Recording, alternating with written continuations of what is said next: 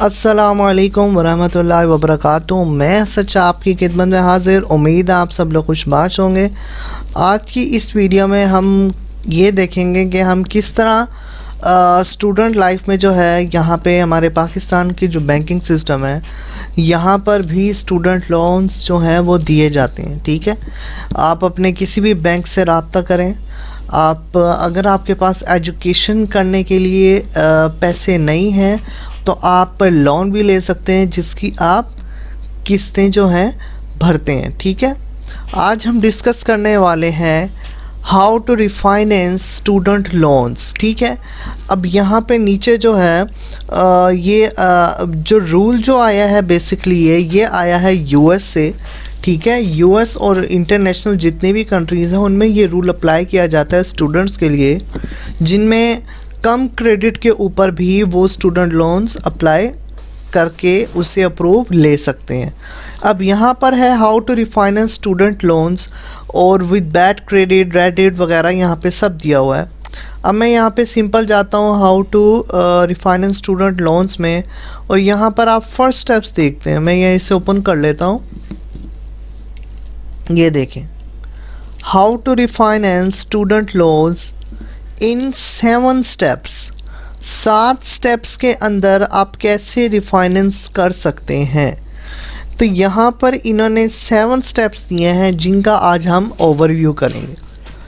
पहला जो स्टेप है, decide if refinancing is right for you.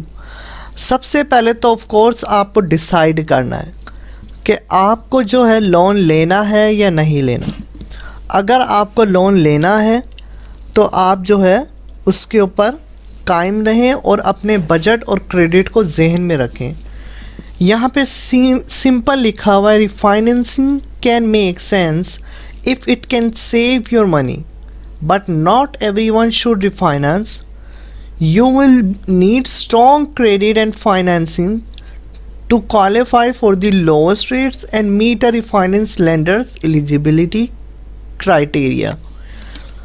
उन्होंने यहाँ साफ साफ किया है कि अगर आप रिफाइनेंसिंग करना चाहते हैं तो आपको पैसे जो हैं सेव करने सीखने होंगे ताकि क्योंकि हर एक रिफाइनेंस नहीं कर सकता। उसके बाद जो है वो कह रहा है आपको स्ट्रॉन्ग क्रेडिट लाइन चाहिए होगी ताकि आप लो रेट के अंदर ज़्यादा अच्छे से अच्छे जो है रिफाइनेंसिंग के लिए आप लोन के लिए अप्लाई कर सकें। ठीक है, उसके बाद है रिसर्च लेंडर्स। लेंडर्स किन्हें कहते हैं? लेंडर्स वो होते हैं जो कि कंपनीज़ या बैंक्स होती हैं या बैंक्स के पास थर्ड पार्टी कंपनीज़ होती हैं। फॉर एग्ज़ाम्पल किसी चैरिटी या किसी एजुकेशनल सेक्टर का बैंक से लिंक होता है कि अगर आपके पास कोई स्टूडेंट आता है इस क्लास का या इस एज का तो उसके लिए हमारी ये ऑफ़र है और बैंकिंग की जो फ़ी होंगी उनमें जो होगा कंसेशन किया जाए इसके लिए। ठीक है, या वो ये कहते होंगे कि अगर आपसे कोई लोन लेना है तो आप उन्हें हमारे पास भेज सकते हैं तो उसकी जगह जो है हम उनकी पढ़ाई के सारे अखराजात पूरे करेंगे। तो जो सर्विस प्रोवाइड करता है वो लेंडर्स होता है। रिसर्च लेंडर्स का मतलब ये है कि हमें उस लेंडर को उस पर्सन को या उस कंपनी को हमें फाइंड करना होगा जो कि हमें रिफाइनेंसिंग में हेल्प करेगा। अब फाइंड कैसे करना है ये हम बैंक विज़िट करेंगे, अपनी खुद की सर्च करेंगे कि सबसे बेस्ट जो है क्राइटेरिया रिफाइनेंसिंग का, रिसर्चिंग लेंडर्स का वो क्या होना चाहिए। बैंकिंग पे विज़िट करेंगे, उनसे डिस्कस करेंगे, वो हमारे सामने ऑप्शन रखेंगे, लो क्रेडिट फाइंड करेंगे और देन अप्रूवल हासिल करने की कोशिश करेंगे। उसके आगे है गेट मल्टीपल रेट एस्टिमेट्स।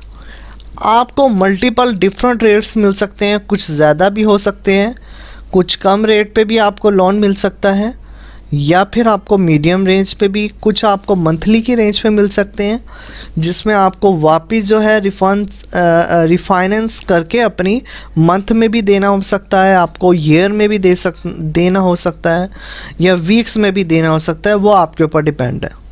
ठीक है, इसका मतलब यह है कि आपको मुख्तलिफ रेट्स दिए जाएंगे। 4 ऑप्शन है choose a lender and loan terms. आप उस कंपनी को, उस सेक्टर को आप सिलेक्ट करेंगे जिससे आपने लोन लेना है अपने स्टूडेंट के लिए, ठीक है। अब वो जो लोन है वो होना चाहिए फिक्स्ड या वेरिएबल। वेरिएबल इंटरेस्ट रेट होता है, फिक्स्ड जो होता है वो इंटरेस्ट रेट जो होता है बिल्कुल फिक्स होता है।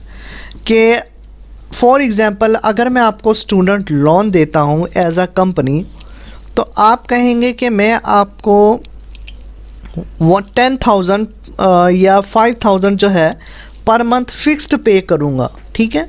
मैं आपसे 50,000 लोन ले रहा हूँ और मैं आपको 5,000 पर मंथ फिक्स्ड पे करूँगा। ये हो गया फिक्स्ड इंटरेस्ट रेट, ठीक है। अगर वेरिएबल में होगा तो उसमें कोई फिक्स्ड अमाउंट नहीं होगी। वो होगा कि मैं जो है आपको 5,000 फिक्स नहीं दे सकता, वो कभी 5 होगा, कभी 4 होगा, कभी 3 होगा या कभी 5 से ज़्यादा भी होगा, ठीक है। तो लेंडर को सिलेक्ट करने के बाद लोन की टर्म्स एंड कंडीशंस भी होती हैं और फिक्स्ड और वेरिएबल लोन्स भी मायने करता है, ठीक है। उसके बाद 5th आता है हमारे पास कंप्लीट द एप्लीकेशन। हम अपनी एप्लीकेशन को कंप्लीट करेंगे, हम पे ऑफ वेरिफिकेशन स्टेटमेंट्स देंगे, हम प्रूफ ऑफ एम्प्लॉयमेंट देंगे, या फिर हम इंटरप्रेन्योर हैं या हम स्टूडेंट हैं, हम सब कुछ उन्हें बताएंगे। प्रूफ ऑफ रेजिडेंसी देंगे कि हम कहाँ पे रह रहे हैं। प्रूफ ऑफ ग्रेजुएशन देंगे, किस सेक्टर से पढ़ना चाह रहे हैं या आपने किस सेक्टर में अपनी तालीम मुकम्मल की है, ठीक है। उसके बाद लास्ट में जो है आपको वो सबसे इम्पॉर्टेंट चीज़ है गवर्नमेंट इशूड आईडी।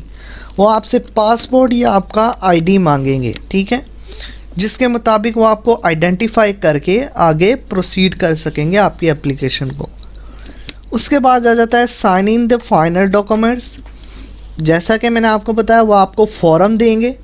उन फॉर्म में क्या होगा, उन फॉर्म में आप सब जो है वो दिया जाएगा आपको रीड करने के लिए, आपको पढ़ने के लिए टर्म्स एंड कंडीशन। आप उन्हें रीड करेंगे, पढ़ेंगे और साइन इन करेंगे। उसके बाद जो है आप उन्हें जो है डिलीवर कर देंगे अपने साइन करने के बाद कि हम इन टर्म्स एंड कंडीशंस पर एग्री हैं। उसके बाद है वेट फॉर द लोन पे ऑफ, यानी कि आप अब कुछ भी नहीं करेंगे, अब आप बैठ के इंतज़ार करेंगे कि आपका लेंडर जो आपकी कंपनी है वो कितने दिन और कितने महीने लेता है। महीने तो नहीं, दिन ही लेगा। वो 1 वीक ले सकता है ज़्यादा से ज़्यादा, या 2 वीक भी ले सकता है कि आपका लोन अप्रूव होने के लिए वो एप्लीकेशन रीड करेंगे। अगर उन्हें लगता है कि आपकी एप्लीकेशन इस काबिल है कि आपको लोन दिया जाए, आपको अप्रूव किया जाए, तो वो आपको अप्रूव करेंगे। अगर नहीं तो आप रिजेक्टिंग होंगे। रिजेक्टेड होने के बाद आप अगेन अप्लाई कर सकोगे। तो ये तो था एक छोटा सा सीक्वेंस कि किस तरह लोन हम हासिल कर सकते हैं और किस तरह हम उसे डिलीवर कर सकते हैं अपनी अकॉर्डिंग टू कि अपनी गुंजाइश के मुताबिक या अपनी जो भी हमने प्लान्स क्रिएट किए हैं अपनी ग्रेजुएशन को लेकर, उसके मुताबिक जो है हम कैसे उसे हैंडल कर सकते हैं। तो उम्मीद है आपको समझ आ गई होगी। अगर फिर भी कुछ समझ नहीं आया तो आप नीचे कमेंट सेक्शन में बता सकते हैं, मैं उसका जल्द से जल्द आपको जवाब देने की कोशिश करूँगा। दुआओं में याद रखिएगा। अल्लाह हाफिज़।